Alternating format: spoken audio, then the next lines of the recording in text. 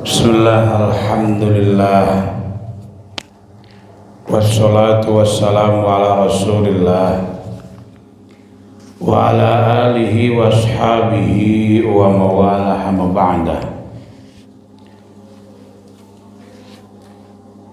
Alhamdulillah, kesempatan pagi ini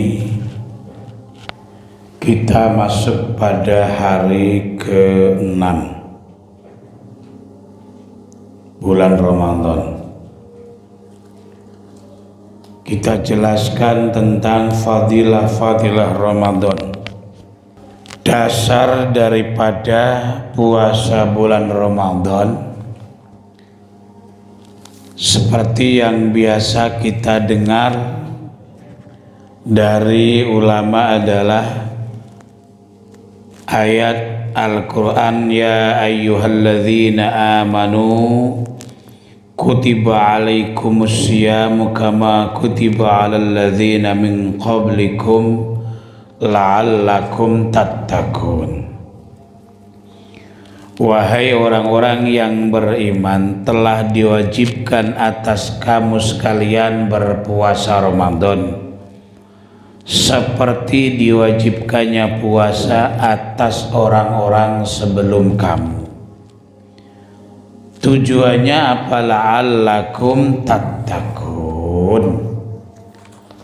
Jadi kalau melihat ayat ini bahwa puasa itu merupakan salah satu media untuk meningkatkan takwa, untuk membangun takwa.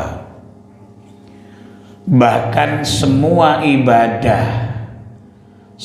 ibadah itu adalah merupakan sebuah proses untuk meningkatkan ketakwaan kita kepada Allah, yang endingnya adalah mencari ridho Allah. Qala Rasulullah sallallahu alaihi wasallam, syahrul Ramadan syahrun kataballahu alaikum siyamahu. Bulan Ramadan adalah bulan di mana Allah mewajibkan puasa bagi kamu sekalian, kata Nabi. Wasannantu lakum, dan aku telah membuat sunnah untuk kalian semua, qiyamahu, yakni sholat malam yang biasa kita sebut tarawih. Faman shamahu wa qamahu imanan wa ihtisaban kharaja min dunubihi kayaumi waladathu ummuhu. Barang siapa yang berpuasa bulan Ramadan dan tarawih di malam harinya dengan dasar iman dan ihtisab. Perhatikan sing gede-gede, perhatikan carane nerangke. Kowe delokne mangsane nerang-nerangke. Iki kadang-kadang sing gede-gede iki saus merasa iso maca kitab njur nyepelekke, padahal nek kon nerangke ya ora iso. Sing gede-gede iki ya memperhatikan cara nerangke. Barang siapa yang berpuasa bulan Ramadan dan malam harinya itu dia tarawih, dasarnya adalah karena iman, wahtisaban ay ikhlason. Ihtisab diartikan ikhlas. Maka kharaja min dhunubihi, dia akan keluar dari dosa-dosanya, kayaumi waladathu ummuhu, seperti hari di mana ibunya melahirkan. Dalam hadis lain, man shoma ramadhana imanan wa ihtisaban ghufira lahu ma taqaddama min dhanbihi wa ma ta'akhkhar. Barang siapa yang berpuasa bulan Ramadan dasarnya iman dan ihtisab ikhlas, diampunilah dosa-dosa yang telah lewat dan yang akan datang. Ini dosa yang diampuni secara otomatis dengan kita melakukan ibadah. Jadi dosa itu ada dosa-dosa yang membutuhkan proses tersendiri. Dosa yang membutuhkan proses tersendiri, taubat tersendiri itu apa? Satu, dosa-dosa besar. Semua dosa besar itu harus membutuhkan taubat, diproses dengan taubat tersendiri untuk bisa diampuni. Kemudian kedua, dosa yang kaitannya dengan sesama manusia. Kalau dosa yang kaitannya dengan sesama manusia, sekecil apapun, ini untuk bisa diampuni membutuhkan proses secara khusus. Maka kita tidak boleh main-main dengan sesama manusia. Jangan pernah kita menzalimi orang karena urusannya sekecil apapun ini. Kalau yang kita zalimi tidak ridho, ini sampai akhirat, ya.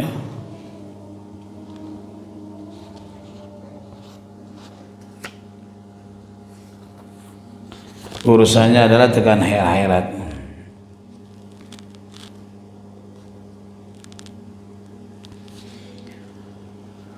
Nah, kemudian ada dosa yang secara otomatis diampuni dengan kita melakukan ibadah-ibadah dengan benar. Ada dosa yang secara otomatis diampuni dengan kita melakukan ibadah-ibadah tertentu dengan benar, seperti puasa bulan Ramadan. Ini dosa-dosa kecil yang berhubungan dengan Allah. Sekali lagi biar jelas, semua dosa-dosa kecil yang berhubungan dengan Allah itu akan secara otomatis bisa dihapus dengan lantaran kita melakukan ibadah secara benar. Termasuk bulan Ramadan ini. Kalau kita puasa bulan Ramadannya benar, sah secara syariat, ya, ini akan secara otomatis menghapus dosa-dosa kecil yang telah lewat. Bahkan di sini dijelaskan wa ma ta'akhir, dan yang akan datang. Semua dosa-dosa kecil yang berhubungan dengan Allah akan diampuni secara otomatis dengan kita melakukan puasa Ramadan secara benar menurut pandangan syariat. Semua ibadah begitu, ibadah-ibadah itu seperti puasa, sholat 5 waktu. Sholat 5 waktu itu kalau dilakukan dengan benar secara syariat akan mengampuni dosa-dosa kecil secara otomatis dari waktu sholat ke sholat yang lain. Misalnya tadi kita sholat subuh, kalau sholat subuhnya itu benar secara syariat, diterima di sisi Allah, maka itu sholat subuh akan secara otomatis berfungsi melebur dosa kecil yang hubungannya dengan Allah yang dilakukan sejak Isya semalam. Isya dilakukan dengan benar akan melebur dosa-dosa yang dilakukan dari maghrib.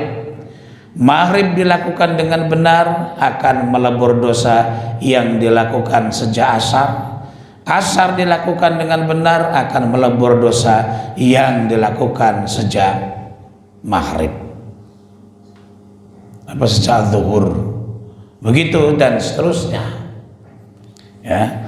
Tapi sekali lagi jangan salah paham, khusus dosa-dosa kecil yang terkait dengan Allah, yang biasa kita sebut huququllah, ya, yang biasa kita sebut huququllah.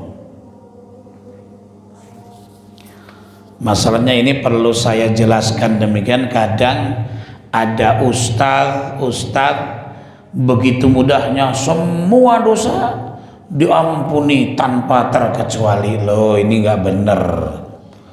Kalau begitu caranya itu enak sekali. Ya, orang baru nyolong apa langsung sholat dianggap hilang dosanya. Nggak bisa.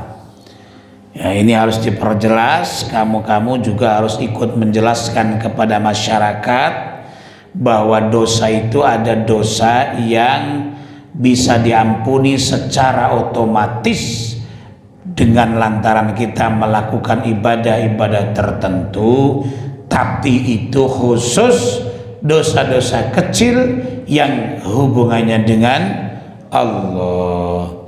Kalau dosa besar, baik yang hubungannya dengan sesama manusia ataupun Allah, itu membutuhkan taubat tersendiri. Mabuk-mabukan butuh taubat tersendiri. Berani kepada kedua orang tua itu dosa besar, butuh taubat sendiri. Membunuh itu butuh proses taubat tersendiri, dan seterusnya. Termasuk dosa-dosa yang kaitannya dengan sesama manusia, ini butuh diproses secara tersendiri.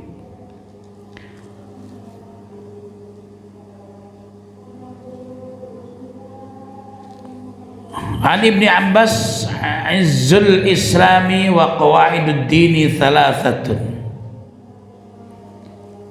Izzul ural islami wa qawaidud din, tali dan pondasi agama, ya. Tali pengikat agama dan pondasi kuat agama itu ada 3. Thalathatun alaihina ussisal Islam, yang atas 3 perkara itulah Islam didasarkan. Man taraka wahidatan minhunna fahuwa biha kafirun halalud dam. Barang siapa yang dengan sengaja dan dengan menghina atau meremehkan meninggalkan salah satu di antara 3 itu, halal darahnya. Pertama, syahadatun alla ilaha illallah. Pertama, syahadat. Orang anti syahadat, benci dengan syahadat, tidak mau bersyahadat, itu dia adalah kafir, halal darahnya. Kemudian yang kedua, sholat 5 waktu. Orang meninggalkan, orang Islam, ya, orang meninggalkan sholat itu ada beberapa kriteria. 1, orang Islam meninggalkan sholat karena malas. Kalau ada orang meninggalkan sholat 5 waktu karena malas, dia mendapatkan dosa. Ya, dia dosa. Nah, kalau menghadapi orang yang semacam itu seperti apa? Kewajiban kita ketika ada orang yang malas meninggalkan sholat adalah untuk bertobat. Kita ngasih tahu dia untuk segera ngelakoni sholat, untuk segera taubat. Kalau sudah berkali-kali disuruh taubat kok tidak mau, ya, maka dia halal darahnya.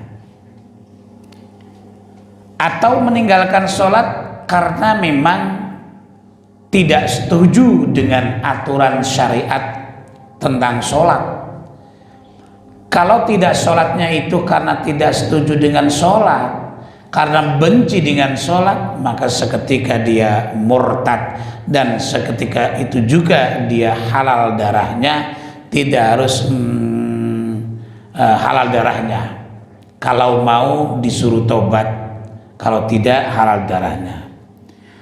Kemudian puasa Ramadan, orang yang tidak puasa Ramadan dengan sengaja, dengan istihza, ya meremehkan syariat itu, dia juga halal darahnya. Cuma kita juga harus melihat situasi dan kondisi. Halal darahnya itu maksudnya boleh dibunuh, tapi bukan sembarang orang boleh membunuh. Ini adalah di negara Islam. Kemudian yang membunuh pun itu harus petugas tertentu. Tidak sembarang orang bisa melakukan vonis itu. Tidak bisa semua orang melakukan eksekusi. Tidak, harus yang berkewajiban. Kalau di negara kita, karena memang bukan negara Islam, ya bagaimana? Ya kita harus mengakui bahwa hukumannya itu begitu itu secara Islam. Cuman karena negara kita itu negara begini ini, ya terserah itu urusan pemerintah. Bismillahirrahmanirrahim. An Abi Hurairah man aftara yauman min ramadhana min ghairi rukhsatin rakhasahallahu lahu wala maradin lam yaqdihi shaumud dahri kullihi.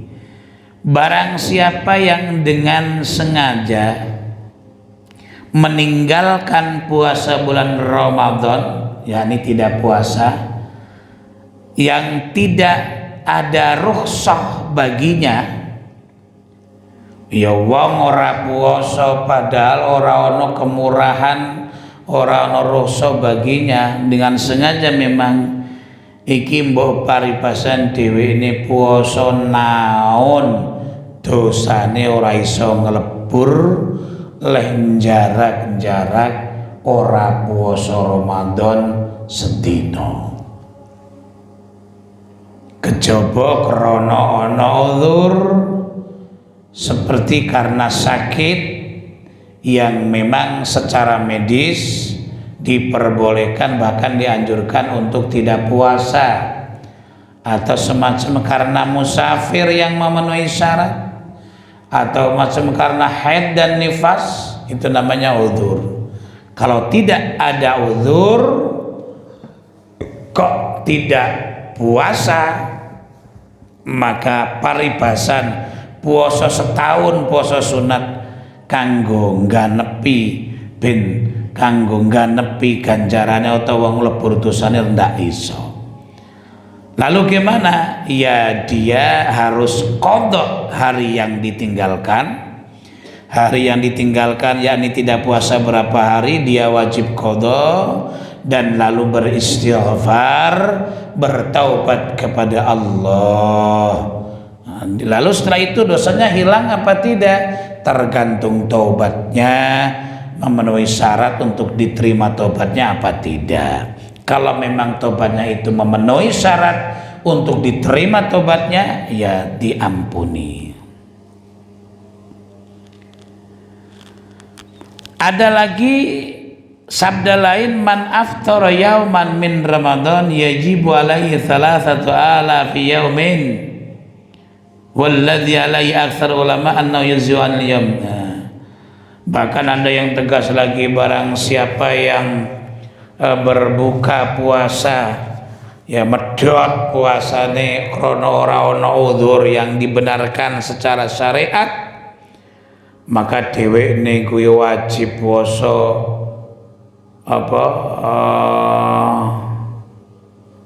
3,000 yaumin, 3.000 hari.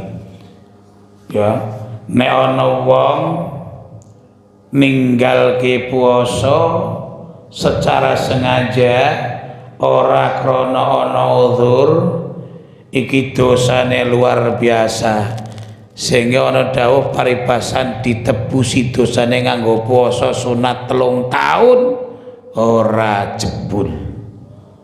Ini yang harus kamu tahu. Bayangkan puasa sunat 3 tahun kan lama.